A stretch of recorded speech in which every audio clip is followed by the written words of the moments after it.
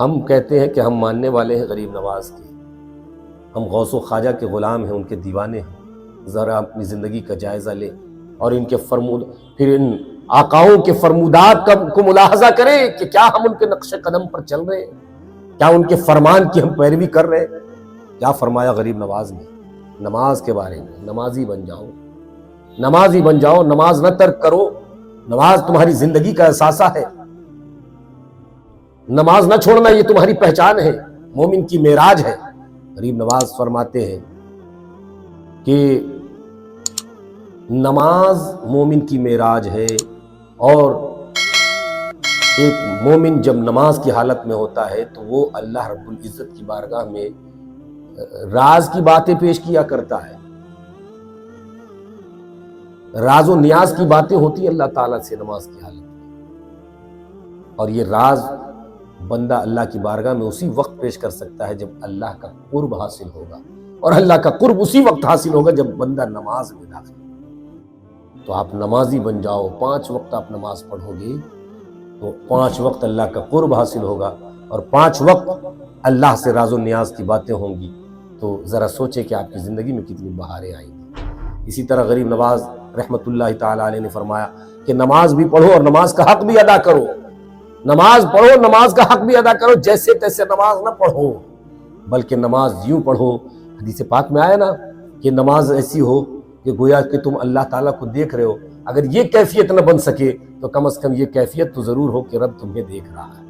اگر یہ کیفیت بھی ہو جائے تو تمہاری نماز اللہ کی بارگاہ میں مقبول ہو جائے۔ غریب نواز فرماتے ہیں نماز کا حق ادا کرو۔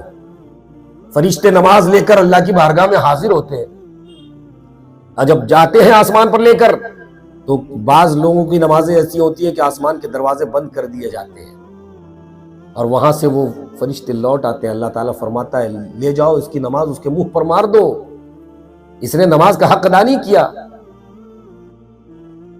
پھر وہ نماز کہتی ہے اپنی زبان حال سے کہ اے نمازی تو نے مجھے ضائع کر دیا، برباد کر دیا۔ تو ایسی نمازیں نہ پڑھو جو نمازیں اللہ کی بارگاہ میں قابل قبول نہ ہو۔ نماز پڑھو تو اللہ کا حق ادا کرنے کے لیے نماز پڑھو، نماز پڑھو تو اللہ کی خشیت میں ڈوب کر نماز پڑھو، نماز پڑھو تو سچے مومن بن کر نماز پڑھو، نماز پڑھو تو خشوع کے ساتھ، خضوع کے ساتھ پڑھو، تصنع اور بناوٹ نہ ہو تمہاری نماز میں۔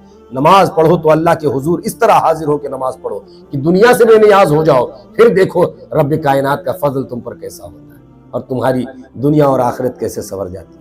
نماز ایسی ہونی چاہیے۔ اب آخر بات میں بتاؤں آپ کو کیا فرمایا غریب نواز نے کہ کون لوگ ہیں جنہیں اللہ اپنا دوست رکھتا ہے، اپنا محبوب رکھتا ہے؟ تو فرمایا جس کے اندر یہ 3 صفات ہوں گی، 3 خوبیاں ہوں گی، اللہ اسے اپنا دوست بنا لے گا۔ وہ کون سی خوبیاں؟ یاد رکھیں، 3 خوبیاں جن کے اندر ہوں گی، جس شخص کے اندر ہوں گی، اللہ اسے اپنا دوست اور اپنا محبوب بنا لے گا۔ وہ پہلی خوبی کیا ہے؟ فرمایا دریا جیسی سخاوت ہونی چاہیے، کہ دریا کسی کو روکتا نہیں ہے، جو چاہتا ہے اس سے فائدہ حاصل کرتا ہے، جو چاہتا ہے اس سے پانی حاصل کرتا ہے، کسی کو دریا نہیں روکتا۔ تو دریا جیسی سخاوت اپنے اندر پیدا کرو۔ فرمایا سورج جیسی شفقت پیدا کرو، کہ سورج سب پر مہربان ہوتا ہے، چھوٹا ہو بڑا ہو، اچھا ہو برا ہو، نیکوکار ہو بدکار ہو، سب پر سورج مہربان ہوتا ہے۔ سورج کی روشنی، اس کی شعاعیں، اس کی دھوپ سب کو ملتی ہے، تو سورج کی طرح مہربان بن جاؤ دنیا والوں پر۔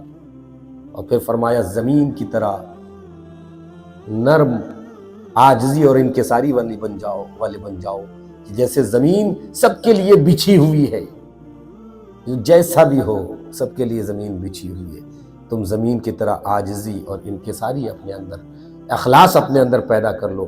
یہ 3 خوبیاں تمہارے اندر پیدا ہو جائیں گی تو تم اللہ کے دوست اور اللہ کے محبوب